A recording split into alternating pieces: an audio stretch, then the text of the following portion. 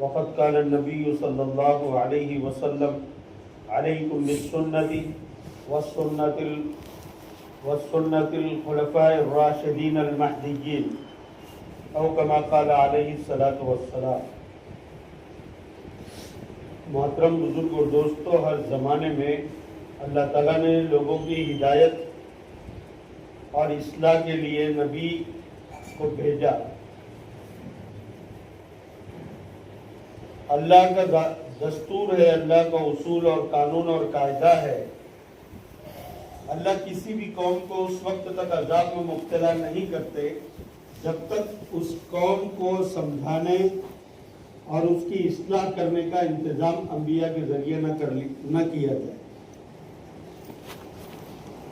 آپ دیکھیں ماضی کے اندر قوموں کی ہلاکتیں، قوم عاد ہو، قوم سبا ہو، بنی اسرائیل ہو، مختلف اقوام قرآن میں جس کا تذکرہ ہے، ان تک اللہ نے نبیوں کو بھیجا۔ جب نبی کی باتوں سے انہوں نے انکار کیا اور اپنی مرضی کے مطابق زندگی گزارنے پر کھڑے ہو گئے تو پھر اللہ تعالیٰ نے ان کو عذاب کے ذریعے سے ہلاک کیا، بستیوں کو الٹ پلٹ کر دیا۔ تو اللہ کی سنت ہے، جب تک کسی قوم کو سمجھانے، ڈرانے اور اصلاح کرنے والے نبی کو اللہ اس قوم میں جب تک نہیں بھیجتا، تب تک جو تو اللہ تعالیٰ ان کی پکڑ نہیں فرماتے۔ اللہ تعالیٰ نے سب کے آخر میں میرے اور آپ کے آقا حضرت محمد رسول اللہ صلی اللہ علیہ وسلم کو نبی اور رسول بنا کر کے قیامت تک کے لیے اس امت کے اندر بھیجا۔ آپ کے بعد کوئی نبی نہیں، اور ہر نبی کو اللہ تعالیٰ نے معجزہ عطا فرمایا۔ معجزہ انبیاء علیہ السلام کے لیے ہوتا ہے، اور اللہ اس کے اظہار کا حکم دیتے ہیں نبیوں کو۔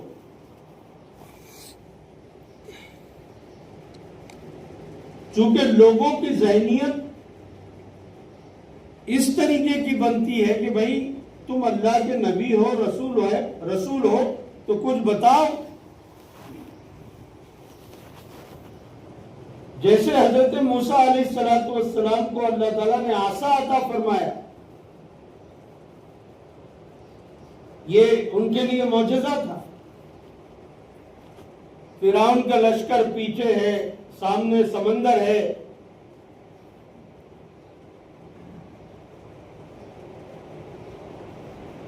عقل یہ کہتی ہے کہ ڈنڈے کو ہاتھ میں لے کر فوج کے سپہ سالار کے سر پہ دے مارے تاکہ وہ ختم ہو جائے اور فرعون کی فوج کو شکست مل جائے۔ یہ ہماری آپ کی عقل کہتی ہے،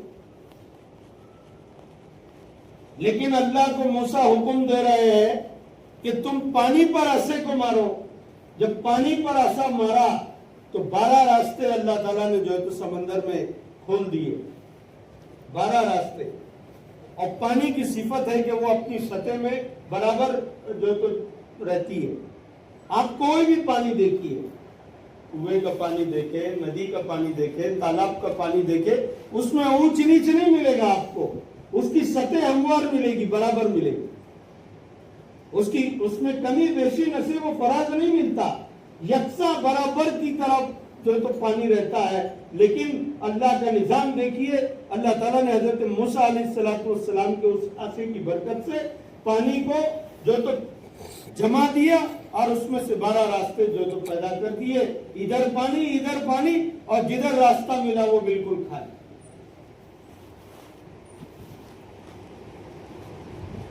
تو معجزہ انبیاء کے ساتھ وابستہ ہوتا ہے،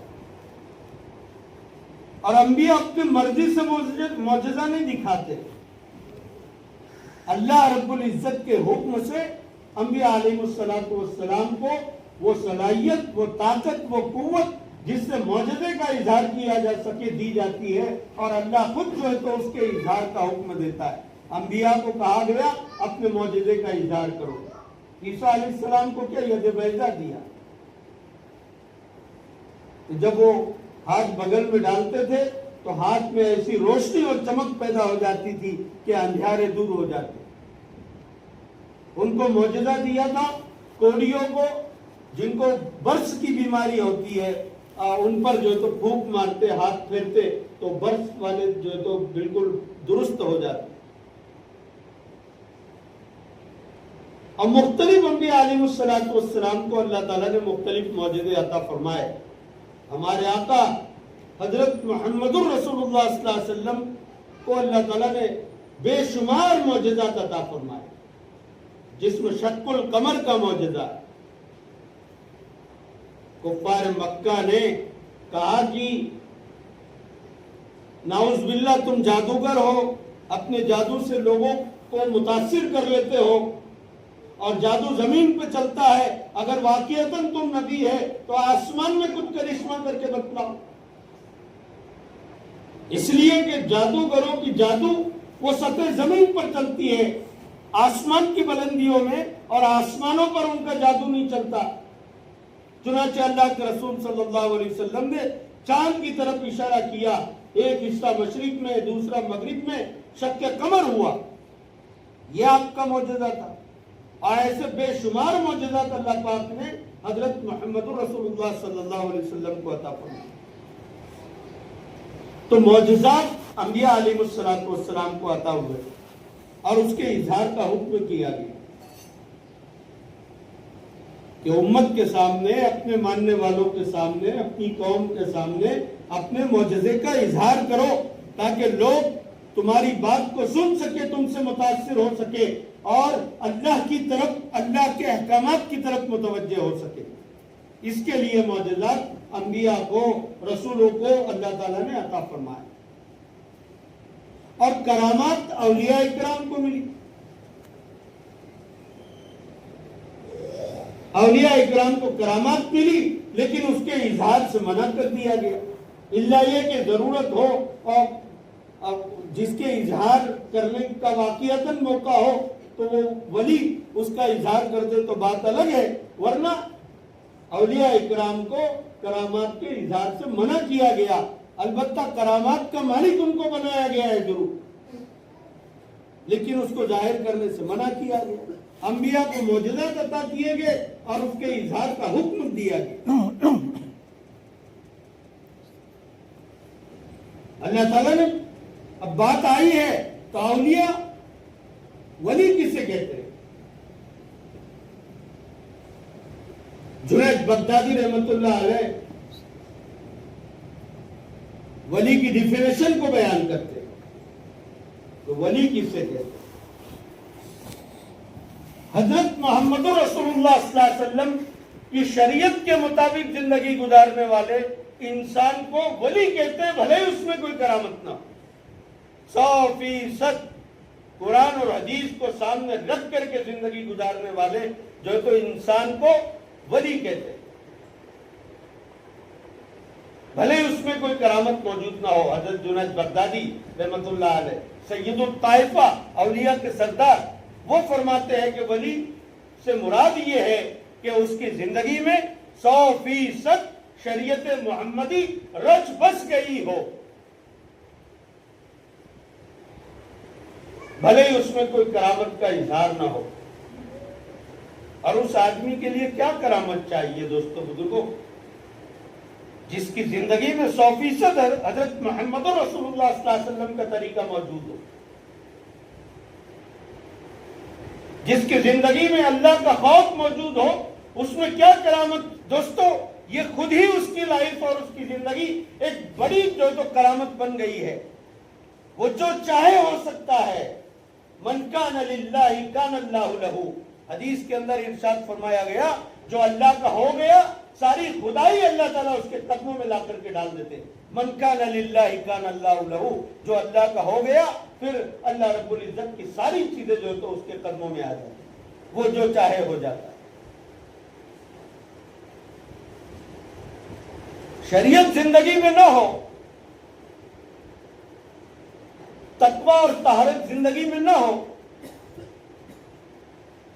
قرآن پاک کے احکامات زندگی میں نہ ہو، اور شعبدہ بازی کے ذریعے اگر کوئی کرامات دکھا رہا ہو دوستو بزرگوں وہ ولی کامل نہیں ہو سکتا ہے، ناممکن بات ہے، چاہے وہ 1000 کرامات آپ کے سامنے اور امت کے سامنے پیش کر دے، لیکن اس کی زندگی تقوی اور طہارت سے اور شریعت سے اور قرآن سے اور حضرت محمد رسول اللہ صلی اللہ علیہ وسلم کی مقدس اور پاکیزہ تعلیمات سے اگر خالی ہے تو وہ فراڈ ہے، وہ ولایت کے نام پر دھوکہ ہے، وہ ولی نہیں ہو سکتا، چاہے اس کے اندر کروڑوں کرامتیں جو تو چھپی ہوئی ہو۔ شریعت نہیں ہے، سنت نہیں ہے، تقوی نہیں ہے، دوستو بزرگوں وہ ولی نہیں ہو سکتا ہے، ولی کے بھیس میں وہ شیطان ہو سکتا ہے۔ حضرت جنید بغدادی رحمۃ اللہ علیہ ارشاد فرماتے ہیں کہ ولی وہ ہے جس کی زندگی میں 100% قرآن ہو، 100% اللہ کے نبی کا طریقہ ہو، خشیت الہی سے وہ لڑک جاتا ہو، اور اس کی تنہائی اور اس کی جلوت اور خلوت وہ شریعت اور سنت کے مطابق ہو، مطلب تنہائی میں بھی اللہ کے احکامات اس کی زندگی میں دکھائی دیتے ہو، اور مجمع کے اندر جب وہ آوے تو مجمع کے اندر بھی اس کی زندگی میں شریعت اور سنت جھلکتی ہو، وہ جو ہے تو ولایت کے کمال درجے تک پہنچا ہوا انسان۔ تو ولیوں کو کرامتیں عطا کی گئی۔ دوستو بزرگوں، اللہ رب العزت نے ہم پر احسان کیا کہ ہماری ہدایت کے لیے، ہماری اصلاح کے لیے، ہمیں راستہ بتانے کے لیے حضرت محمد رسول اللہ صلی اللہ علیہ وسلم کا انتخاب اللہ تعالیٰ نے فرمایا۔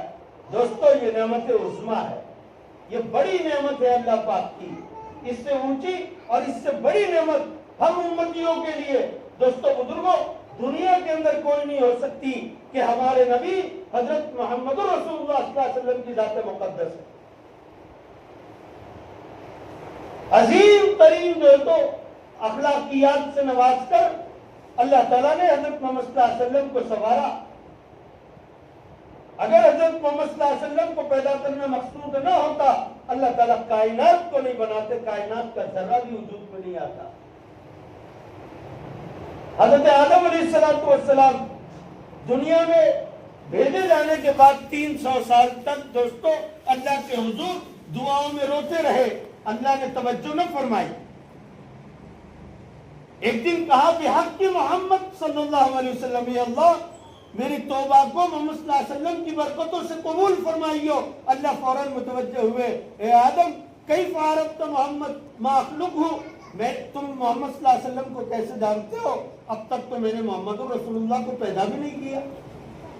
حضرت آدم علیہ السلام نے ارشاد فرمایا، اے باری تعالیٰ جب آپ نے میرے پتلے میں پھونک ماری اور روح پھونکی اور میں نے اپنے سر کو اٹھایا تو میں نے عرش پر لکھا دیکھا لا الہ الا اللہ محمد رسول اللہ صلی اللہ علیہ وسلم۔